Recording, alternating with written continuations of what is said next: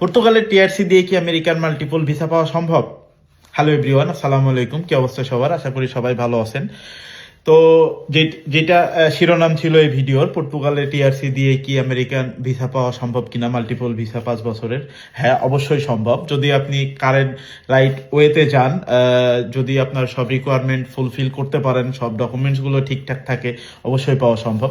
তো আজকে সেই বিষয়টা নিয়ে আলোচনা করব, কোন কোন ডকুমেন্টসগুলো আসলে প্রয়োজন মাল্টিপল ভিসার জন্য, পর্তুগালের টিআরসি কার্ড ধারীদের জন্য। তো আমি একটা বেসিক চেকলিস্ট তৈরি করার চেষ্টা করেছি, সেটা নিয়েই আলোচনা করব। নাম্বার 1 যেটা লাগবে সেটা হচ্ছে যে আপনার একটা valid passport. You have to have a valid passport. Number 2 হচ্ছে টিআরসি, আপনার অবশ্যই পর্তুগালের ভ্যালিড টিআরসি থাকতে হবে। নাম্বার 3 হচ্ছে আপনার present address. Present address proof, আপনি যে বাসাতে আছেন পর্তুগালে, প্রেজেন্ট আপনার যে বাসা আছে সেই বাসার একটা প্রুফ থাকতে হবে। নাম্বার 4 হচ্ছে আপনার পার্মানেন্ট অ্যাড্রেসের প্রুফ।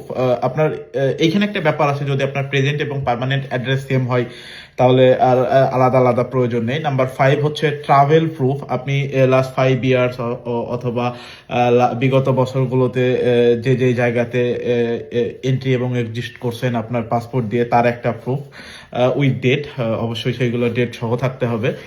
নাম্বার 6 হচ্ছে আপনার ইমেল অ্যাড্রেস। নাম্বার 7 হচ্ছে আপনার ফটো, যেটা অবশ্যই ল্যাব প্রিন্ট হতে হবে 2x2 ইঞ্চের।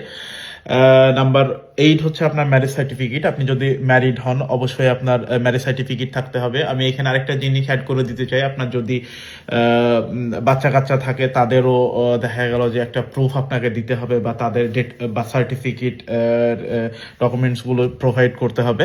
নাম্বার 9 হচ্ছে আপনার এডুকেশনাল ব্যাকগ্রাউন্ডের যতগুলো সার্টিফিকেট আছে সেইগুলো আপনার বয়স ইয়ে করে সেইগুলো সার্টিফিকেট দিতে হবে। এবং নাম্বার 10 সবচেয়ে গুরুত্বপূর্ণ যেটা, সেটা হচ্ছে আপনার ব্যাংক স্টেটমেন্ট বা ব্যাংক সলভেন্সি।